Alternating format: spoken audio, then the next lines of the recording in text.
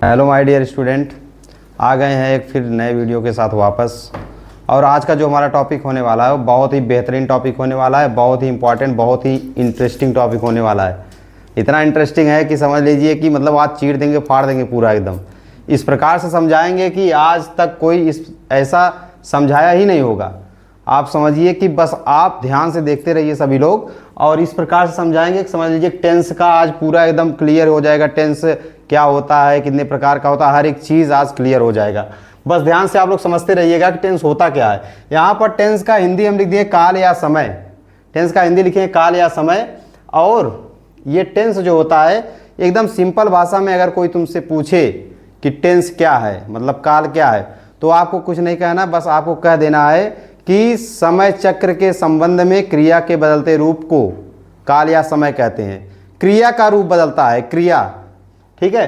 क्रिया आप लोग को पता होगा कि किसी कार्य का होना या फिर करना जो होता है वही क्रिया होता है। किसी कार्य को करना या फिर होना स्पष्ट हो जिसमें वही क्रिया होता है। तो उसको क्रिया का बस केवल यही बताना है आपको। अगर कोई टेंस पूछे तो कह दीजिएगा कि क्रिया के बदलते रूप को ही टेंस या जो है काल या समय कहते हैं, ठीक है। अब बाकी हम देखते हैं टेंस क्या है। यहाँ पर हम परिभाषा पहले लिख देते हैं, डिफिनीशन उसका, ठीक है। तो यहाँ पर परिभाषा लिखते हैं समय चक्र के बद्ध में, समय चक्र के बद्ध में क्रिया के बदलते रूप को, क्रिया के बदलते रूप को काल या समय कहते हैं, काल या समय कहते हैं। आपको अगर कोई पूछे टेंस क्या है, बस इतना ही बताना है, बस इतना बता देंगे फिर भी कोई दिक्कत नहीं है। क्रिया के बदलते रूप को काल या समय कहते हैं। इसमें क्रिया का रूप बदलता रहता है, प्रेजेंट में कुछ और होता है, पास्ट में कुछ और होता है, फ्यूचर में कुछ और होता है। तो अब इसके बाद आता है हमारा कि टेंस कितने प्रकार का होता है, कौन कौन से टेंस होते हैं। तो टेंस मुख्यतः जो है 3 प्रकार के होते हैं। टेंस जो है कितने प्रकार का होता है, 3 प्रकार का। तो यहाँ पर हम देखिए टेंस 3 प्रकार का होता है। पहला जो होता है हमारा, पहला होता है प्रेजेंट टेंस, प्रेजेंट टेंस। और दूसरा होता है पास्ट टेंस, पास्ट टेंस। तीसरा जो है फ्यूचर टेंस। आप समझिए ध्यान से।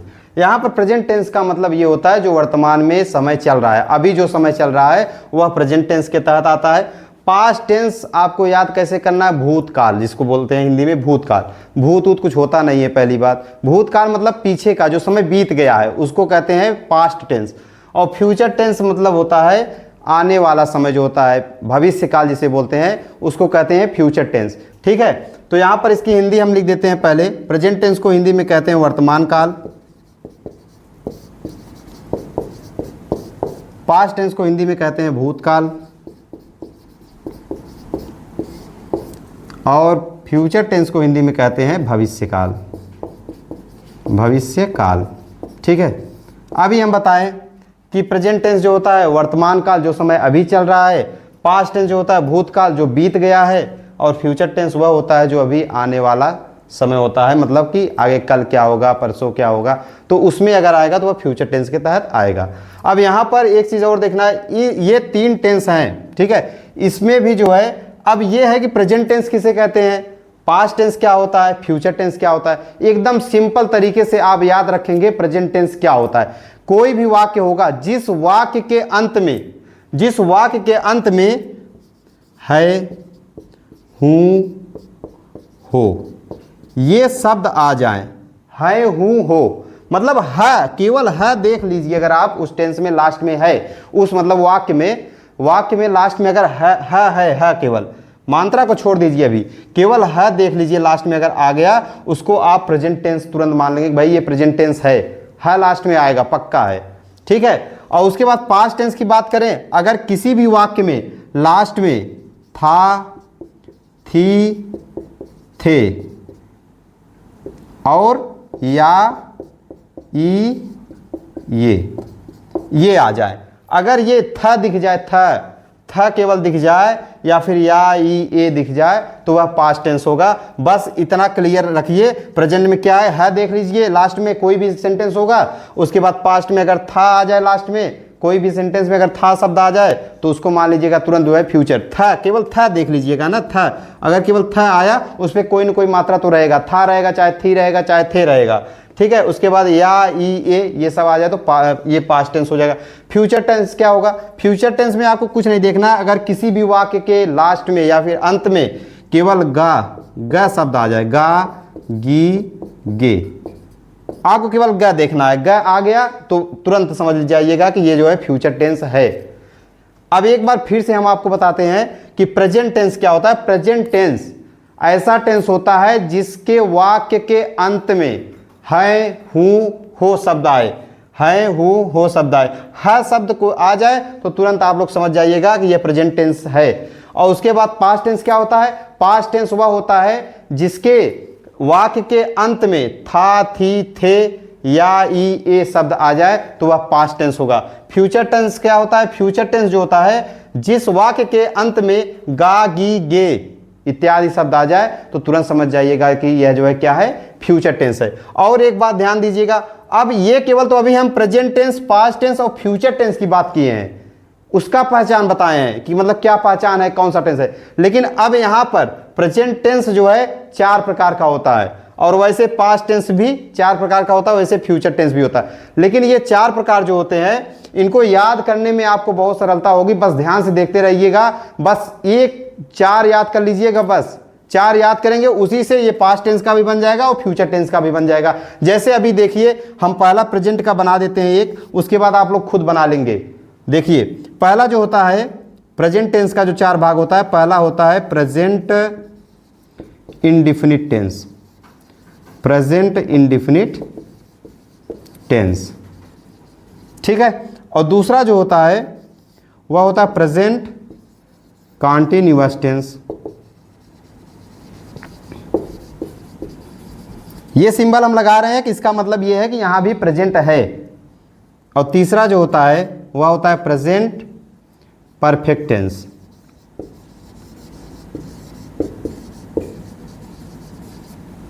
और चौथा हमारा जो होता है वह होता है प्रेजेंट परफेक्ट कॉन्टिन्यूअस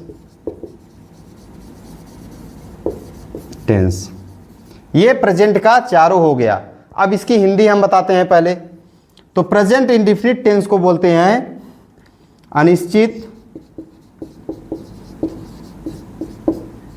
अनिश्चित वर्तमान काल। और पास्ट प्रेजेंट कॉन्टिन्यूअस टेंस को हिंदी में बोलते हैं अपूर्ण वर्तमान काल।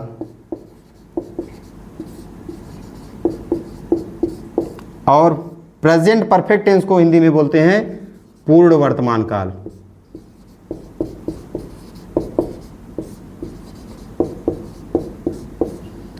और प्रेजेंट परफेक्ट कॉन्टिन्यूअस टेंस को हिंदी में बोलते हैं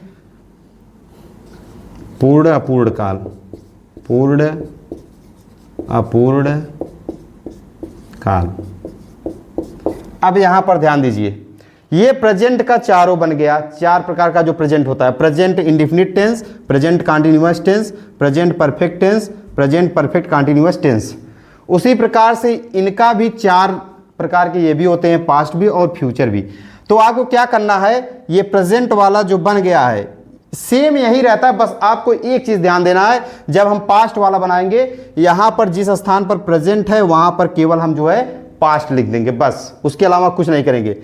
यहां पर केवल जहां जहां पर प्रेजेंट है तो ये हो जाएगा। अगर यहां पर हम पास्ट का 4 प्रकार बनाएंगे तो पास्ट इंडिफिनिट टेंस हो जाएगा, पास्ट कॉन्टिन्यूअस टेंस हो जाएगा, पास्ट परफेक्ट टेंस हो जाएगा, पास्ट परफेक्ट कॉन्टिन्यूअस टेंस हो जाएगा। और उसी प्रकार से फ्यूचर का जब बनाएंगे तो यहां पर फ्यूचर लिख देंगे, फ्यूचर इंडिफिनिट टेंस हो जाएगा, फ्यूचर कॉन्टिन्यूअस टेंस हो जाएगा, फ्यूचर परफेक्ट टेंस हो जाएगा, फ्यूचर परफेक्ट कॉन्टिन्यूअस टेंस हो जाएगा।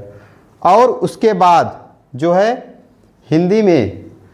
हिंदी में जो होता है, जब हिंदी का चेंज करेंगे, मान लीजिए यहां पर हम पास्ट लिख दिए, पास्ट इंडिफिनिट, पास्ट का अगर बनाएंगे तो उसका क्या करेंगे, यहां पर हो जाएगा अनिश्चित भूतकाल। क्या हो जाएगा, अनिश्चित भूतकाल हो जाएगा। और फिर इसका अपूर्ण भूतकाल हो जाएगा जब पास्ट कंटिन्यूअस का करेंगे। फिर पास्ट परफेक्ट टेंस का कहेंगे तो फिर पूर्ण भूतकाल हो जाएगा।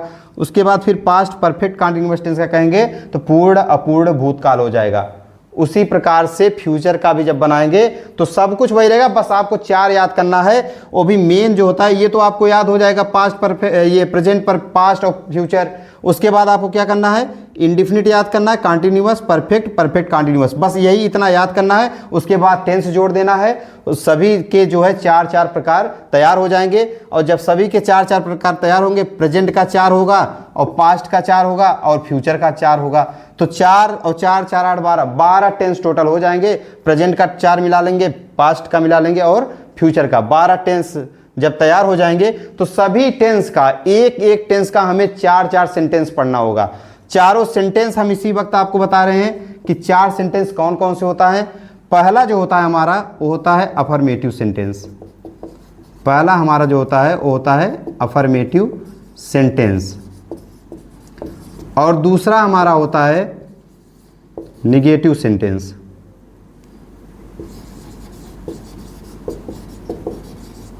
Negative sentence.